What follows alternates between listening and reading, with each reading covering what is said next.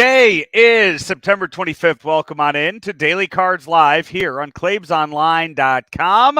I'm Joe Roderick, joined alongside by Bob Ramsey, and we are brought to you by Munganast St. Louis Acura and Royal Banks of Missouri.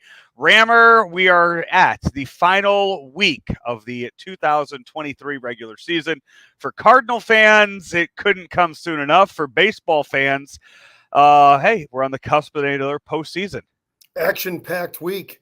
The American League West still going to be a big battle. I love talking about the Texas Rangers, being kind of a fan, and media types and fans just got it all wrong.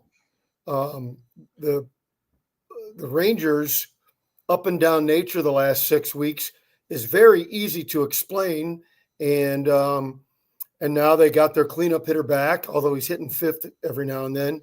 And they're limiting the damage being done by a, what would be the best way to say it, underperforming bullpen.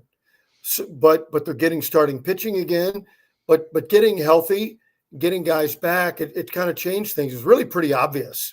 Yeah, the just over that AL West race right now is that is the most fun to watch in all of baseball, and it's been separated a little bit over the weekend. Rangers now with a 3-game lead over the Mariners, 2.5-game lead over the Astros as of right now, and only I believe all 3 of those teams in action today. Not many games, only 4 games on the schedule for today, and one of them already in the books. But yeah, Rangers and Angels, and then Astros and Mariners tonight, a 8:40 start time. So you're going to be, we'll have a little, we'll get one step closer tonight after that game. But outside of that, the only real close divisional race is in the AL East with the Orioles and Rays, and both of those two teams are those are the 2 best teams in the American League right now.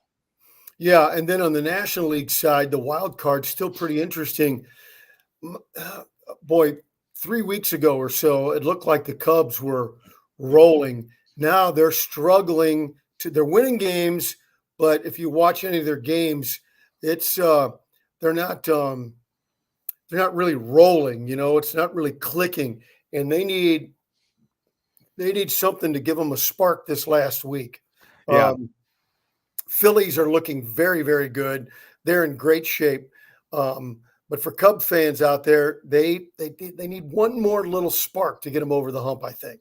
Yeah, that game, by the way, so that right now, Phillies have run away with it. Phillies up 5 games. They, I don't know what their magic number is, but it's got to be about 1 or 2 just to clinch the postseason spot right now for that. But the Diamondbacks and the Cubs are tied right now for the 2nd and 3rd wild card spots.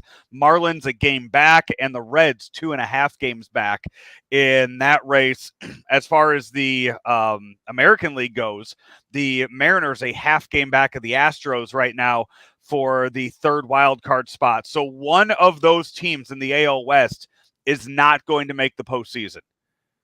Right now, the Blue Jays are up 2 games. You would assume the Blue Jays can maybe hold on to that. They're up 2 games right now on the Astros and 2.5 games on the Mariners. So there is a very good chance that one of those American League West teams does not make the postseason this year after how well they have played all season long.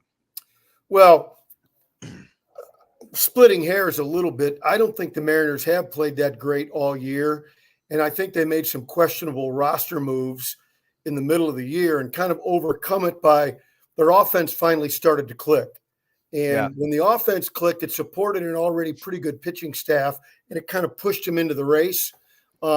This series with the Astros, I mean, it won't be definitive probably, but the chances are the loser of the series is done. I mean, yeah, is it a 3-game or 4-game series this week with the 2 of them? They play tonight, and then they play. No, they are off. The Mariners have the Rangers in a 4-game series to end the regular season. So the Mariners, 3 against the Astros, 3 against the Rangers. So they control their own destiny. They win. They win. Let's say 5 out of 7 games this week, they're in the postseason, you would have to imagine. Not only that, they could still win the division. Yeah, absolutely. It's going to be a lot of fun to watch. That's what I'll As be we watching all week. as we wind down in this final week of the season, uh, there are, I think there are some names out there that I'm going to forget right here, but we know Adam Wainwright's in the final week of his season. Miguel Cabrera or the final week of his career, and then today, this afternoon, the Reds had you saw I'm sorry, you saw this or yesterday you saw Joey Votto get a hit in his last at bat in Cincinnati. The Reds are on the road this week for what could be the final week of Joey Votto's career. Got the single, they pulled him out for a pinch runner, and they were able to send him off. The fans in Cincinnati that way. Three guys. I mean, Miguel Cabrera, definite Hall of Famer.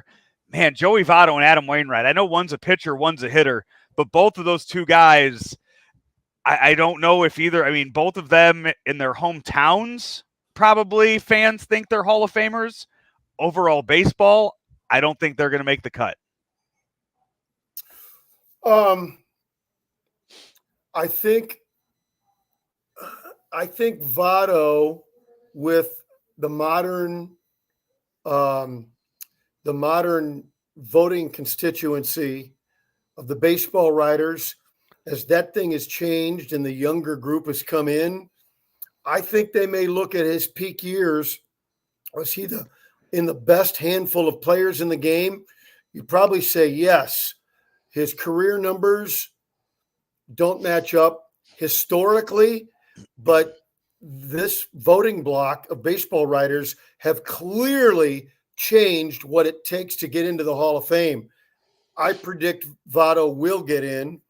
I like his chances a little better than Wainwright.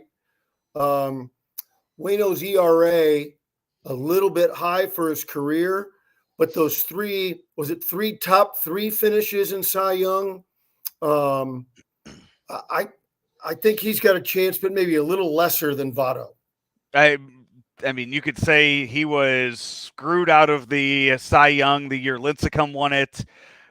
Roy Halladay, the year that he won it over him, was just so damn good. And same with Kershaw had an MVP season the year that Kershaw won it from him in that year. I saw a side-by-side comparison earlier this week. I apologize for not being able to put it up on the screen right now, but a side-by-side comparison of Roy Halladay and Adam Wainwright, their career stats throughout their career. Roy Halladay, just a little bit better in his career than Adam Wainwright was throughout his career. Roy Halladay, first ballot Hall of Famer. I don't know how much of his death might have went into being a first ballot Hall of Famer, as opposed to maybe waiting a few years to get him in on the ballots. But when you look at it, 200 wins for Wainwright, 203 for Roy Halladay, an ERA of 3.38 on the career of Roy Halladay compared to a 3.53 ERA for Adam Wainwright. Wainwright had about 100 more strikeouts than Halladay during that time. And whether you want to say one or two rings, Adam Wainwright has a World Series. Roy Halladay does not. I'm not going to defend or diss the Halladay thing, just try and explain it. I would guess that I didn't know we were going to talk about that comparison. I would have looked it up. Yep. Off the top of my head, I'm thinking that Halladay at his peak probably surpasses Wainwright at his peak. That could be wrong, so don't hold me to that. I'd want to look and see. And so is it a peak 3 years, a peak 5 years? I don't know, but that might be. And keep in mind, when Halladay got voted in, Wainwright wasn't on the ballot. They were on the ballot at the same time. What would the outlook be? Those are things. This is not a science. It's guys. It's just guys voting. Yeah. And if anybody's ever been in a press box, look on press row. I'm including me, so I'm not ripping our ink-stained wretched brethren. Look in there. Those are a bunch of guys you could see in any sports bar in America just eating chili cheese fries and throwing back beers. So it's not a science. It's the group that's voting on a given year. And trying to put logic to it doesn't always apply. This is Adam Wainwright's last week of the season. There were reports of batting gloves being in his locker at Petco in San Diego. So I would assume he's been taking swings, more swings than he's taken all year long. Rammer, how many at-bats does Adam Wainwright get next weekend in his final weekend at Busch Stadium? Uno. Really? Why would you have more than one at-bat? I think he DHs a game. Why would then you're for sure not trying to win. It's a ceremonial deal. You come in, you sacrifice or make an out or get a hit. If you're out, you tip your cap, you walk to the dugout, you wave, the crowd goes crazy. If you get on base, you pinch run for him, he walks the same walk, tip the cap, crowd goes crazy, done. I think by this time next week or by this weekend, the Reds will be out of the playoff race. So therefore, it's not you're not talking integrity of a playoff race or anything like that. I think they're out of the wild card. I think you give him the chance to start as the DH, and you give him 3 chances to get a hit. If why not have Joey Votto pitch to him then? I don't know if Joey Votto wants to pitch. If he does, then you let Joey Votto pitch. If Joey Votto says this is his last time, if he's retiring after the season, you let Joey Votto do whatever the hell Joey Votto wants to do. All right. If Joey Votto wants to play third base, you let him play third base. You let him do. Joey Votto has earned the right to do whatever he wants to do. And you know what else you do? You mic up both of them the entire game. That would be fun.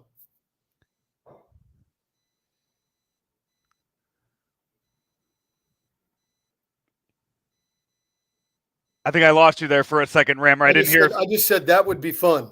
Yeah, absolutely. This weekend, I didn't see who the shortstop was for the Dodgers, who was mic'd up, and I don't know if you saw this the other night. He's mic'd up, and during the broadcast, he says, "Hold on a second, guys. I have to make this play." And sure enough, the very next pitch, ground ball hit right to him, and he throws the guy out at first. Before that, as he sees what the pitch was called, he says, "Hold on, guys. I have to make this play." Just shows you the level of professionalism that these guys know. All right, this is the pitch that was called. This is where it's going. If this ball gets hit, it's gonna get hit right at me. Yeah. So it was pretty cool to see. But anyway, yeah, I don't know who else, or if there's anybody else that we're watching in their final week of their careers this week outside Votto, Cabrera, Wainwright. Votto has not announced that he is retiring yet. No, he hasn't. And there might be some other guys that'll end up not coming back, like Max Scherzer, but they didn't do the tour. Verlander. Yeah, Verlander would be another one too. I don't know where he age-wise and win-wise where he might be with something like that either. So should be a fun last week of the season. We will get back to games tomorrow as the Cardinals and the Brewers up in Milwaukee. We'll start a 3-game series, and the Cardinals come back home against the Reds. We will have those bootlegging lineups for you coming up next weekend, the next show tomorrow night as well. Until then, we are brought to you each and every day by Munganast St. Louis Acura and also Rammer Royal Banks. Royal Banks, for better service means better banking. Member FDIC and equal housing lender. He is Bob Ramsey. I'm Joe Roderick. We will talk to you tomorrow right here on Daily Cards Live here on ClaibsOnline.com. Munganast St. Louis Acura has a great selection of new and certified pre-owned Acuras. Get 3.9% financing for up to 36 months on all new Acura models, or get $1,000 in loyalty incentives on the 2023 TLX and RDX, and $750 in loyalty incentives on the 2024 Integra. Get financing as low as 1.99% for up to 36 months on certified pre-owned TLX and MDX models. Munganast St. Louis Acura, better than ever for you.